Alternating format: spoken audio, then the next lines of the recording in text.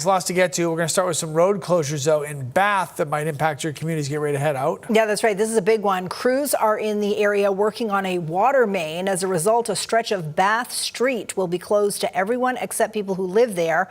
A couple of intersections will also be impacted. Washington Street and Middle Street, where they intersect with Bath Street. Drivers will be detoured and signs will be posted. The work is expected to take a couple of weeks to finish. In Lewiston, officials with the Maine Department of Transportation say they will be closing River Road for the next 90 days. This to give crews time to replace the River Road Bridge. Officials recommend taking Goddard Road to Alfred Plord Parkway instead. The project is expected to be completed by the fall and detour signs are up.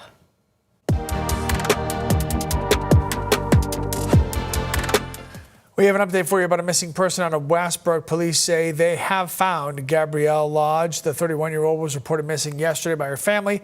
Officers posted an alert asking the public for some help. A few hours later, they did release a statement saying she had been located and that she was safe.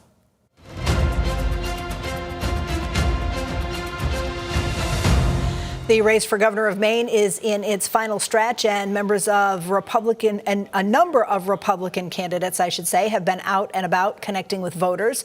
That includes Ben Midgley and Jonathan Bush, who are both CEOs and self-described political outsiders.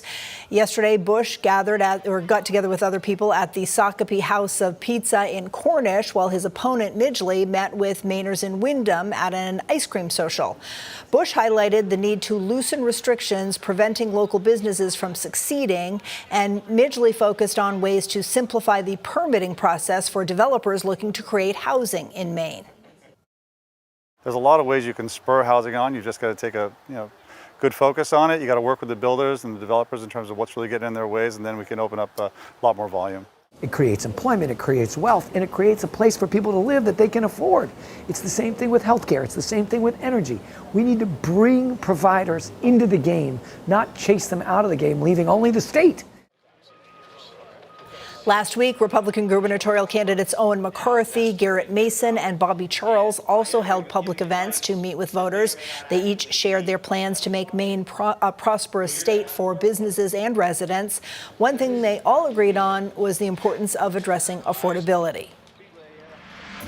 All right, a few reminders for you to help your voting process go as smoothly as possible tomorrow. If you're voting in person, polling hours open anywhere between 6 a.m. and 10 a.m., depending on where you live and your town's population. All the polls, though, do close same time, 8 o'clock tomorrow. Absentee ballots have to be received before 8 o'clock tomorrow night. And if you're already registered as a Democrat or a Republican, you have to vote in that party's primary. If you are unenrolled and you did not select a party when you registered, you can now choose which party you'd like to vote in tomorrow. And if you're not registered at all, same-day registration is available until the polls close. Just make sure you bring 2 forms of identification. The Maine Department of Inland Fisheries and Wildlife will be holding another meeting to discuss the possibility of extending the moose hunting season in at least one area of our state. Officials are considering adding an extra week in late September for Wildlife Management Districts 8, 9, and 14. That is basically the Moosehead Lake region. Several residents and business owners showed up to the first meeting about this back in January and spoke out against the proposal. They cited concerns about impacts on moose behavior and the region's tourism. Yeah, if you'd like to share your thoughts, you can do so. That meeting will take place 1 o'clock till 4 o'clock at the Public Safety Building, which is in Greenville. The third and final meeting will be on Thursday, June 25th.